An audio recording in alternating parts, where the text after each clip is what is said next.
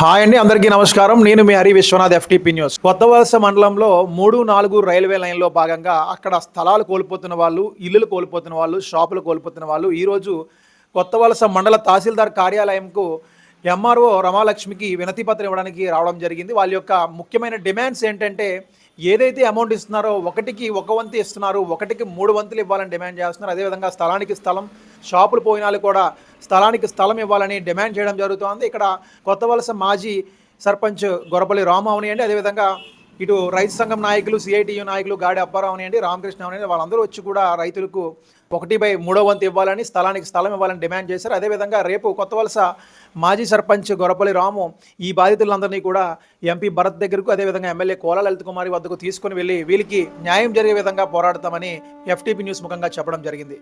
గొరపల్లి రాము మాట్లాడుతూ, అందరికీ నమస్కారం.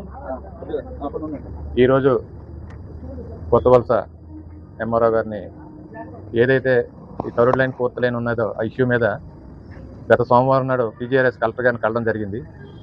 దాని మీద నేను విఆర్ఓ వచ్చి అందరికీ నోటీసులు ఇష్యూ చేశారు. మీ దగ్గర ఏదైతే డాక్యుమెంట్ ఉందో డాక్యుమెంట్ని పట్టుకొని ఎంఆర్ఓ ఆఫీస్కి రమ్మని. ఆ డాక్యుమెంట్స్ అన్నీ కూడా ఎంఆర్ఓ గారికి సబ్మిట్ జరిగింది. మరి తప్పనిసరిగా ఆ రోజు ఏదైతే థర్డ్ లైన్లో కొన్ని ఇల్లులు ఏవైతే లేవో ఆ ఇల్లులు, తర్వాత ఫోర్త్ లైను, ఈ 3 కూడా కొన్ని షాపులు ఇవన్నీ కూడా మరి తొలగిస్తున్నారనేది మాకు తెలిసింది. అప్పట్లో ఎవరైతే లేరో వాళ్ళందరినీ కూడా మళ్ళీ లిస్టులో చేర్చుకొని అమౌంట్ విషయంలో కూడా, ఎందుకంటే ఎక్కడో మన పోలవరం కాలం పోతే 2 times 3 times ఇస్తున్నారు పేమెంట్స్. ఇక్కడ పక్కా ఇల్లులు జీవనోపాధి, ఎందుకంటే గత 40-50 సంవత్సరాల నుంచి ఉన్నటువంటి నివసించినటువంటి ఇల్లుల్ని ఈరోజు తీసేస్తే వాళ్ళకైతే 1:1 అంటున్నారు.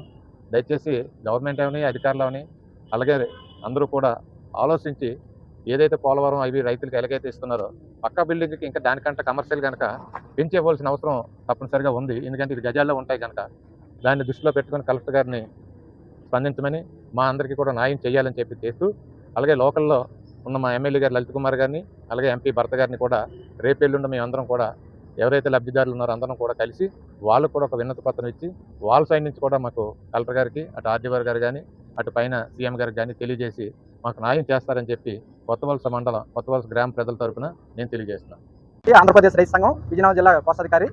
ఈ ప్రాంతంలో రైల్వే లైను గత 3వ లైన్ వచ్చింది. 3వ లైన్కి ఎవరికి సరైన పరిహారం రాలేదు. ఈ ప్రాంతంలో విలువైన సిటీ ఇది. సిటీ పరిధిలోనే ఏమందంటే అరకొరగా ఇస్తే ఈ సిటీ పరిధిలో భూములని ఏమంటే ఎక్కడ రావు. వీళ్ళకి ఏమందంటే ఈ షాపులు, ఇల్లులు తప్ప తాతలు సంపాదించిన ఆస్తులు ఏమి లేవు. భూమికి భూమి, ఇల్లుకి ఇల్లు, పరిహారం ఇక్కడ ఏదైతే ఉందో పరిగణలో తీసుకొని దానికి ఏమైనా 2013 చట్ట ప్రకారం ఇవ్వాలి.